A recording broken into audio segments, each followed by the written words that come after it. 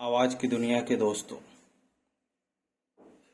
स्वागत है आपका YouTube channel the account master. आज हम लोग प्रोबेबिलिटी का पांचवा थ्योरम पढ़ेंगे, इनवर्स प्रोबेबिलिटी, जिसको हम लोग बेस थ्योरम भी बोलते हैं। बेस थ्योरम में हम लोग यह मालूम करते हैं कि घटना इवेंट जो है उसका निश्चित कारण का प्रभाव होने का क्या संभावना है। जैसे कोई घटना होता है, उसमें अनेक कारण होते हैं, उस कारण में किसी एक निश्चित कारण का क्या प्रभाव है, ये जानने के लिए हम लोग बेस थ्योरम का इस्तेमाल करते हैं। जैसे फॉर एग्जांपल अगर हम लोग देखें तो एक एग्जांपल के तौर पे समझते हैं कि बेस थ्योरम कहाँ पे इस्तेमाल किया जाता है। मान लीजिए कि किसी थैले में 5 ब्लैक बॉल है और 4 व्हाइट बॉल है, और दूसरे थैले में 4 ब्लैक बॉल है और 3 व्हाइट बॉल है, और थैले से एक बॉल निकाला जा रहा है, एक ब्लैक बॉल को निकाला जा रहा है। तो ये मालूम करना कि वो ब्लैक बॉल जो निकाला गया वो किस थैली का है, ये समय हम लोग बेस थ्योरम का इस्तेमाल करते हैं। तो वैसे कंडीशन पे जैसे हमको पता है कि बॉल या तो पहला बैग से निकाले होंगे या तो दूसरा बैग से निकाले होंगे। यहाँ पे बहुत सारे, जैसे अनेक कारणों में 2 कारण है, एक पहला बैग से निकाले होंगे या दूसरा बैग से निकाले होंगे। ब्लैक बॉल दोनों बैग से निकाला जा सकता है, तो हमको ये फाइंड आउट करना है कि ब्लैक बॉल जो निकाले हैं वो पहला बैग से निकाला गया है, इसकी संभावना क्या है।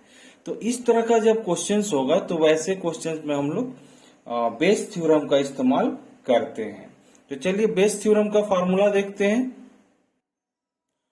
तो यहाँ पे फार्मूला है, बेस थ्योरम है, Bayes theorem equal to PM multiplied by PM divided by P1 plus P2 plus P3 यहाँ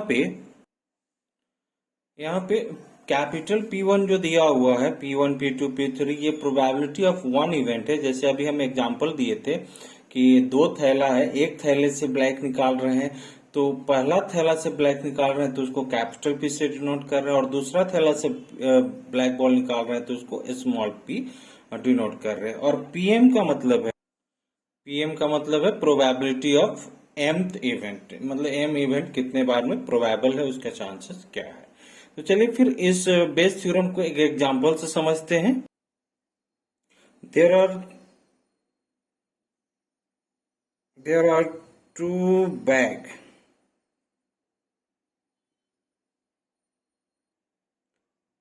5 red and 7 white balls in first bag and 3 red and 12 white balls in other bag.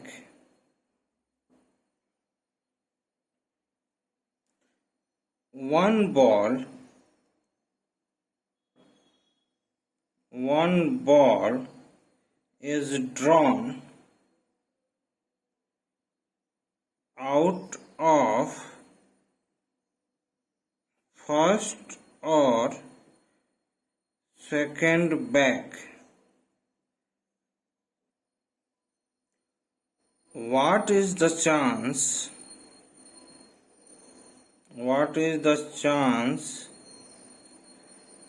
that the ball drawn is a red ball? तो ये question है। Question एक बार फिर से देखिए, 2 bag है, एक बैग में 5 रेड और 7 व्हाइट बॉल है, और दूसरे बैग में 3 रेड और 12 व्हाइट बॉल है। एक बॉल ड्रॉ किया जाता है, पहला या दूसरा बैग दोनों में से किसी एक बैग से एक बॉल ड्रॉ किया जाता है। अब क्वेश्चन है, what is the chance that the ball drawn is red ball, ball निकाला गया वो बॉल रेड होगा, उसके क्या चांसेस हैं। तो चलिए फिर आंसर देखते हैं। हमारे पास 2 बैग है और 2 बैग से बॉल जब हम निकालते हैं तो दोनों बैग से किसी एक से बैग बॉल निकाला जाएगा तो प्रोबेबिलिटी क्या होगा 1/2 नंबर ऑफ पॉसिबिलिटी। एक बैग से यहाँ बॉल निकालेंगे और टोटल बैग कितना है 2 है तो 1/2 इज द प्रोबेबिलिटी। इसीलिए हम लोग बोल सकते हैं P1 equal to P2 equal to 1/2। मतलब पहला बैग से बॉल निकाला गया है उसका प्रोबेबिलिटी 1/2 होगा, दूसरा बैग से भी बॉल निकाला गया उसका भी प्रोबेबिलिटी 1/2 होगा। नेक्स्ट प्रोबेबिलिटी हम लोग देखते हैं। Probability of getting ball, red ball from first bag is denoted by a small p equal to bag में हम लोग देखें तो रेड बॉल कितना था 5 था और टोटल नंबर ऑफ बॉल 12 है तो 5/12 is the p small p1 हो जाएगा। सिमिलरली अगर हम लोग देखें probability of getting red balls from second bag equal to probability small p2 हो जाएगा। तो सेकेंड बॉल में 3 रेड था तो 3 डिवाइडेड बाय टोटल बॉल का संख्या है 15, 12 प्लस 3 15 बॉल्स। तो आई होप कि ये दोनों यहाँ पे आपको क्लियर हो गया होगा, कोई डाउट नहीं है। अब चलिए आगे चलते हैं। Inverse probability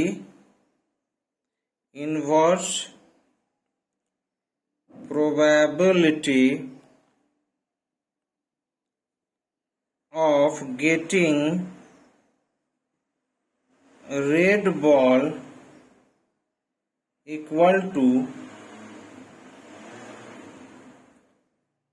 a small p1 capital P1 multiplied by a small p1 plus capital P2 multiplied by a small p2। तो यहाँ पे वैल्यू देखिए ये कैपिटल है तो 1/2 multiplied by 5/12 plus 1/2 multiplied by 3/15। यहाँ पे वैल्यू निकालेंगे तो 5/24 आ जाएगा इसका वैल्यू 5/24 प्लस इसका हो जाएगा 3/30। दोनों को जोड़ेंगे तो आंसर आएगा 37/120। तो this is the inverse probability of getting red balls. चलिए इनवर्स प्रोबेबिलिटी को एक और दूसरा एग्जांपल देकर के समझते हैं, समझने का कोशिश करते हैं। चलिए फिर दूसरा तरह का क्वेश्चंस को देखते हैं और उसको बनाने का कोशिश करते हैं। क्वेश्चन है देयर आर 3 बैग्स, 3 बैग है। पहला बैग में 5 रेड और 7 ग्रीन बॉल है, दूसरा बैग में 5 रेड और 3 ग्रीन बॉल है और तीसरा बैग में 8 रेड और 4 ग्रीन बॉल है। 1 red ball is drawn from 1 bag, एक बैग से एक लाल पेन निकाला जा रहा है। Find the probability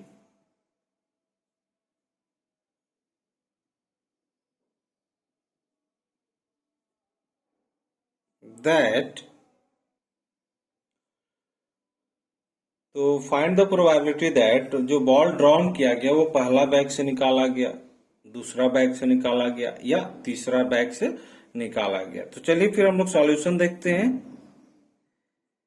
solution there are 3 bag, there are 3 bags, therefore capital P1 equal to capital P2 equal to capital P3 equal to 1/3। अब small p1 small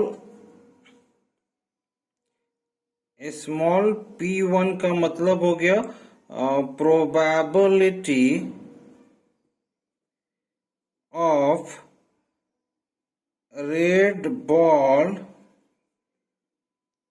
drawn from first bag equal to, first bag में red है 5, तो 5/5 और total number of ball is 5 red है और equal to total number 5 है तो 5 divided by 7 5 12 तो 5 divided by 12 is P1. Similarly, a small P2 equal to probability of getting red ball from second bag equal to, second bag में देखेंगे तो 5 red है तो 5 divided by 5 plus 3 8.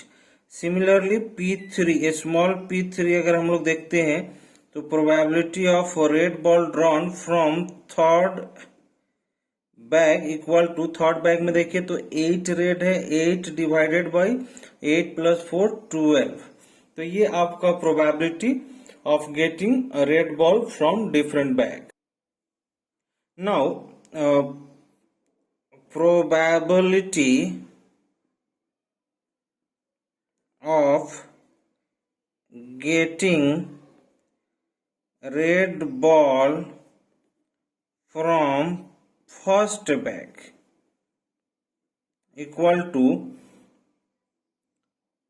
capital P1 small p1 divided by capital P1 small p1 plus capital P2 small p2 plus capital P3 small P3.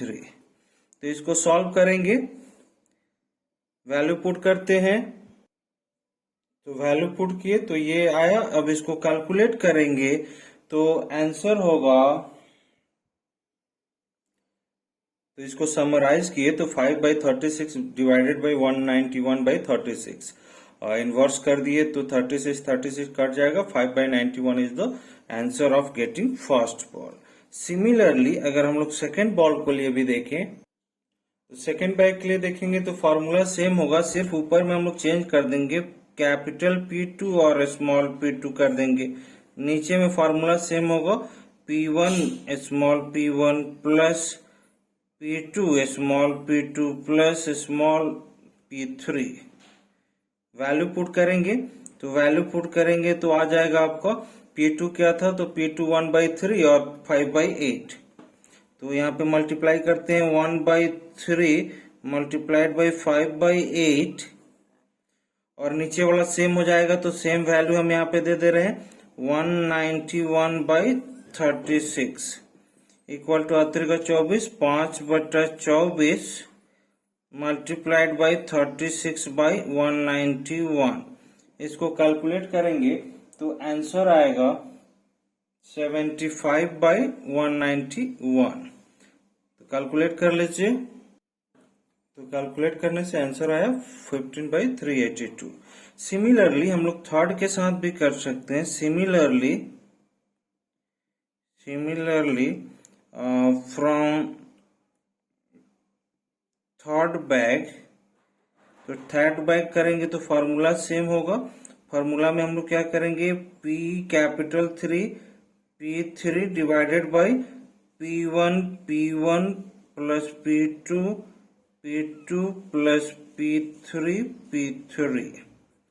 यहाँ पे value put करेंगे तो 1/3 multiplied by 8/12 और नीचे में हम लोग देख रहे थे 191/36 आ रहा है. तो इसको सॉल्व के बाद बांटते हैं 36 8/36 multiplied by 36/191 equal to 8/191 is the answer. तो आई होप कि आपको बेस थ्योरम जो था वो कंप्लीट समझ में आ गया होगा. फिर से एक बार देख लेते हैं. बेस थ्योरम को हम लोग इनवर्स प्रोबेबिलिटी बोलते हैं और 2 क्वेश्चन यहाँ पे बनाया गया. आई होप कि दोनों क्वेश्चन आपको अच्छे से समझ में आ गया होगा. Thank you for watching this video. Have a nice day.